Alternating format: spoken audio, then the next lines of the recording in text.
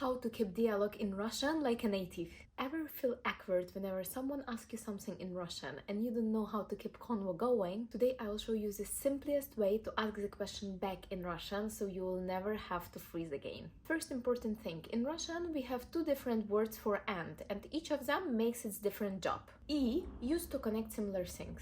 Mama и папа. Чай и кофе.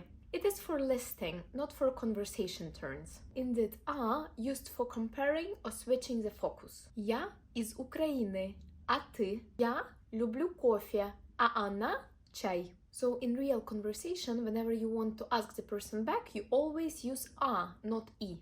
Another important thing, after you would always put a personal pronoun from the main question. What do I mean? Как тебя зовут? What's your name? Or literally, how do they call you? Where is the personal pronoun in this sentence? Тебя.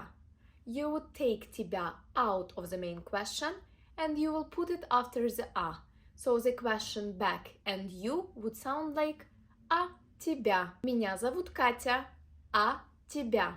If it is formal situation, как вас зовут? You take the personal pronoun from the main question, как вас зовут, вас, and you put it after the Меня зовут Катя, а вас? Example number 2.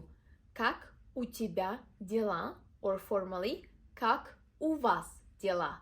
We again look at the main question. We find the personal pronoun over there. It is going to be у тебя and у вас.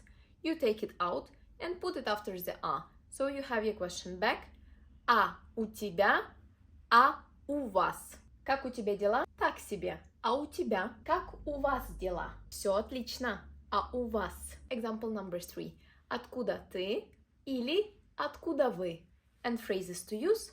А ты? Или а вы? Another real phrase examples. Ты любишь кофе? Да, люблю. А ты? Ты работаешь? Да. А ты? Ты был в Америке? Да. А ты? And that's it. Always remember to look at the main question when someone asks you something and find the personal pronoun over there. Then, job is done. Like if that helped you and subscribe for more real life Russian. Пока-пока!